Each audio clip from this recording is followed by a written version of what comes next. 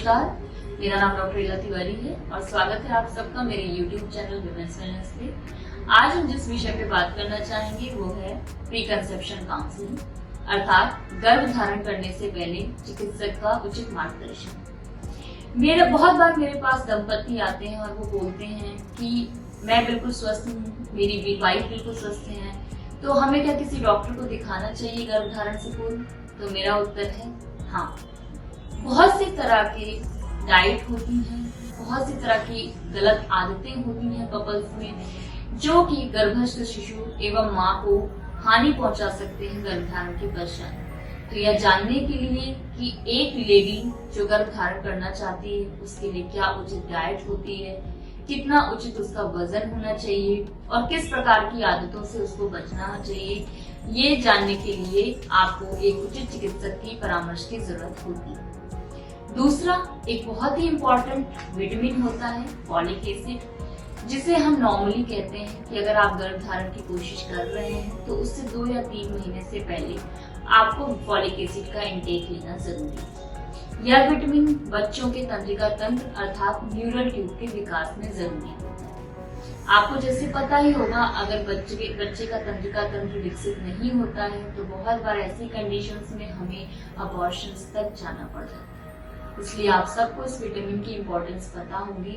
Unfortunately हमारी countries में महिलाएं शुरू के 12 हफ्ते तक ये विटामिन लेती ही नहीं है और इसके पश्चात इस विटामिन को लेने का कोई लाभ नहीं है। तो इन सब जानकारियों को जानने के लिए एक बार गर्भ धारण करने से पूर्व अपने चिकित्सक के पास जरूर जाएं। दूसरा, कुछ ऐसी हाई रिस्क वुमेन्स कैटेगरी है जिनमें की गर्भ धारण से पूर्व चिकित्सकीय सलाह अत्यंत जरूरी होती है। जैसे अगर आप एक महिला हैं जो कि हाई बीपी से ग्रस्त हैं और आप बीपी के लिए कोई दवाइयां ले रही हैं और अब आप बेबी प्लान कर रही हैं, तो कृपया प्लानिंग से पहले अपने डॉक्टर से मिलें और बीपी की जो भी आपकी दवाइयां चल रही हैं हम पहले देखेंगे कि क्या वो शिशु के लिए सही है या नहीं। अगर वो शिशु के लिए नहीं सेफ है तो आपकी दवाइयां चेंज की जाएंगी, आपका बीपी कंट्रोल किया जाएगा पहले उनपे और उसके बाद ही आप गर्भ धारण की कोशिश आरंभ करेंगे।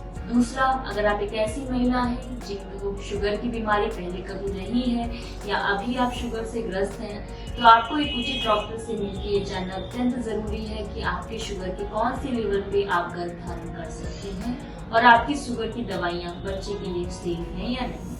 तीसरा, ऐसे कपल्स जिनकी फैमिली में किसी तरह के जेनेटिक डिसऑर्डर की हिस्ट्री रही है, उन्हें गर्भ धारण करने से पूर्व एक मेडिकल जेनेटिक्स और एक गायनेकोलॉजिस्ट से परामर्श आवश्यक है ताकि वो जेनेटिक बीमारी कहीं आपके बच्चे में भी ट्रांसफर ना हो। चौथा, अगर आपको ओबेसिटी या अंडरवेट दोनों ही तरह की प्रॉब्लम है तो आपको गर्भ धारण से पहले अपना वेट कंट्रोल करना पड़ेगा या अपना वेट बढ़ाना पड़ेगा।